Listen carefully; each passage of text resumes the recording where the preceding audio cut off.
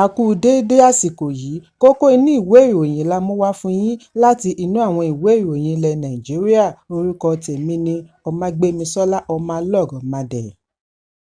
Gómìnà ìpínlẹ̀ Ọ̀ṣun Adémọ́lá Adélékè ti dáríjì ìlúmọ̀ọ́ká ẹlẹ́wọ̀n Ṣẹ́gun Olówókéré pẹ̀lú ìkejì rẹ̀ Mọ́rákìyọ̀ tí wọ́n jọ dájọ́ ikú fún lórí ẹ̀sùn wípé ó jí adìẹ. Olówókéré tí ó wà ní ọmọ ọdún 17 nígbà tí wọ́n fi ọwọ́ ṣìkún òfin mú ní oṣù kọkànlá ọdún 2010 ní ilé-ẹjọ́ gíga ìpínlẹ̀ Ọ̀ṣun dájọ́ ikú fún ní ọjọ́ 17 oṣù kejìlá ọdún 2014 fún ìlẹ̀dí àmọ̀pọ̀ ìdigunjalè àti ìfọwọ́rá. Ẹ̀sùn yìí dá awuyewuye sílẹ̀ lẹ́yìn tí ìyá àti bàbá rẹ̀ fi ara hàn lórí ètò Talk to Be pẹ̀lú atọ́kùn Bíọ́lá Adébáyọ̀ níbi tí wọ́n ti ń rawọ́ ẹ̀bẹ̀ fún ìdásílẹ̀ ọmọ wọn.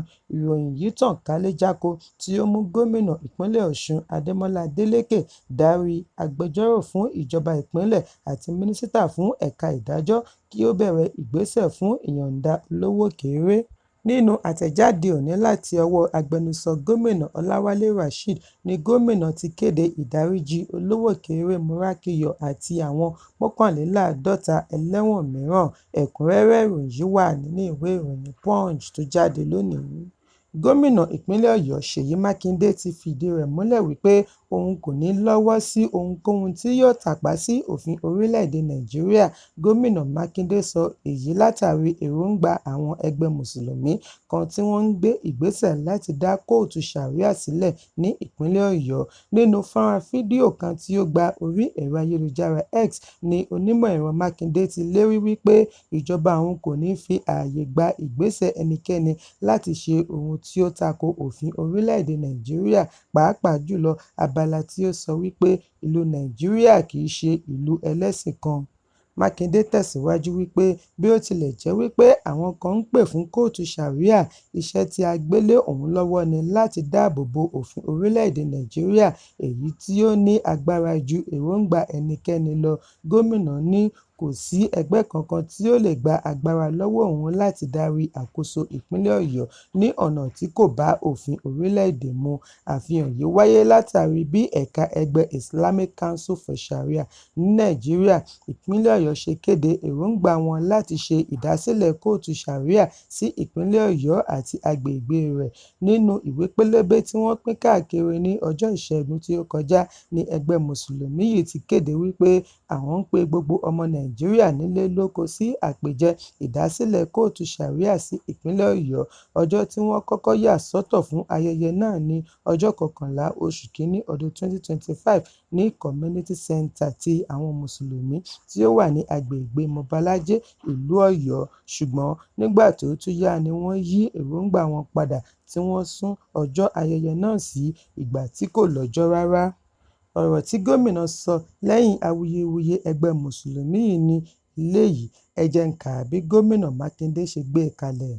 Àwọn kan tún ti dé sí ìlú wa ìlú Ọ̀yọ́ pẹ̀lú ọ̀rọ̀ Ṣàríà. Wọ́n ń béèrè fún ìdásílẹ̀ kóòtù Ṣàríà. Ìgbìyànjú lásán ni wọ́n ń ṣe. Èmi, Ṣèyí Mákindé, kò ní fi ààyè gba irúfẹ́ ìgbésẹ̀ bẹ́ẹ̀ nítorí pé òfin Nàìjíríà ni mo búra lé lórí láti ṣe àmúlò rẹ̀ gẹ́gẹ́ bí a ti kọ ọ́ sílẹ̀ nínú òfin tí ó lágbára ju orílẹ̀-èdè. Ẹ̀kúnrẹ́rẹ́ ìròyìn yìí wà ní ìwé ìròyìn Daily Post tó jáde lónìí. Àwọn ọdẹ àti fìjìláńtè àdúgbò ti ṣe àgbàkalẹ̀ àwọn 5 èrò ìgbéyàwó tí wọ́n jí gbé lójúnà wọn sí ìlú Odò-ọ̀wà, ìpínlẹ̀ Kwara láti ìpínlẹ̀ Kogi. Ọjọ́ Àbámẹ́ta tí ó kọjá ni àwọn agbébọn jí wọn gbé ní Òbò-Ajégúnlẹ̀ láàrin aago 4 ìrọ̀lẹ́ kí wọ́n tó rí wọn gbà kalẹ̀ ní ọjọ́ Ìṣẹ́gun. Àwọn tí wọ́n jí gbé wọ̀nyí, tí gbogbo wọn jẹ́ ọmọ ìlú Odò-ọ̀wà, ni àwọn ajínigbé ń béèrè fún $100 mílíọ̀nù owó ìdásílẹ̀ ransom lórí wọn. Ìwádìí jẹ́ kó di mímọ̀ wípé alága ìjọba ìbílẹ̀ Òkè-Èrò ti ṣe àbẹ̀wò sí àwọn tí wọ́n gbà kalẹ̀ ní ilé ìwòsàn níbi tí wọ́n ti ń gba ìtọ́jú. Yàtọ̀ sí àwọn 5 yìí, àwọn 8 mìíràn náà wà lára àwọn tí àwọn ọdẹ àti fìjìláńtè gbà kalẹ̀ lákàtà àwọn ajínigbé. Gbogbo akitiyan láti kàn sí agbẹnusọ ọlọ́pàá ìpínlẹ̀ Ìjìrẹ́ Adéyẹmí Tóhún ní ìlú Ìlọrin ni ó já sí pàbó.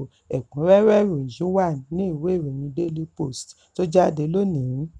Òṣèré ilẹ̀ Nàìjíríà Fẹ́mi Branch ti fi ẹ̀hónú rẹ̀ hàn lórí bí wọ́n ṣe fi ọwọ́ ṣìkún òfin mú olórí àná Naomi Ṣílẹ̀kùnọ́lá, Alhaji Oríyọmí Hamzat àti ọ̀gá iléèwé Islamic High School Abdullahi Fasasi lẹ́yìn àjálù tí ó wáyé níbi ayẹyẹ Kérésì níbi tí ọmọdé márùndínlógójì ti di olóògbé. Lórí ẹ̀rọ abánidọ́rẹ̀ẹ́ ni Branch ti ṣe àfihàn ẹ̀hónú rẹ̀ bí ó ti fi ìbánikẹ́dùn rẹ̀ hàn sí àwọn ẹbí tí àjálù yìí dé bá, ṣùgbọ́n ṣe àpèjúwe àhámọ́ àwọn olùṣètò ayẹyẹ ní ìranù nonsense. Ó béèrè ìdí tí wọ́n fi fi àwọn wọ̀nyí sí àhámọ́ pẹ̀lú ayẹyẹ tí ó yẹ kí ó bẹ̀rẹ̀ láago 10 òwúrọ̀ tí àwọn ẹ̀ṣọ́ aláàbò sì ti wà ní ìkàlẹ̀ láti aago 8, ṣùgbọ́n wọ́n ní láti ó kù ọ̀la ni àwọn òbí ti ń ju ọmọ wọn gba orí ìgànná sí inú ọgbà ibi ayẹyẹ. Òṣèré yìí bu ẹnu àtẹ́ lu àwọn òbí wọ̀nyí lórí bí wọ́n ṣe fi ẹ̀mí ọmọ wọn wewu, bí ó ti ní àwọn gan-an ló yẹ kí ọlọ́pàá mú fún àìbìkítà wọn yálà tí wọ́n fi ń lé àwọn olùṣètò kiri.